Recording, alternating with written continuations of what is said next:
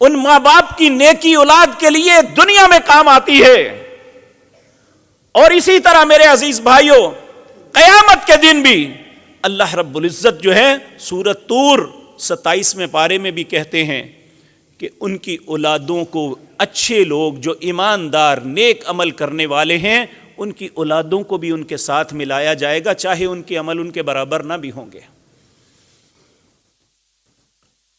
تو برائی یاد رکھیں، کل یہی اولادیں، یہی ہمارا مال ہمارے لیے وبال بن جائے گا. اگر ایک والدین اس نے اپنی اولاد کی تربیت نہیں کی، اپنی اولاد کو برائی سے نہیں روکا، تو کل قیامت کے دن وہ اللہ کی بارگاہ میں اس کی کمر کو پکڑ کے شکایت کرے گا، اے اللہ اگر میں جہنم میں جا رہا ہوں تو میرے باپ کو بھی میرے ساتھ بھیج، کیونکہ اس نے مجھے کہا نہیں تھا.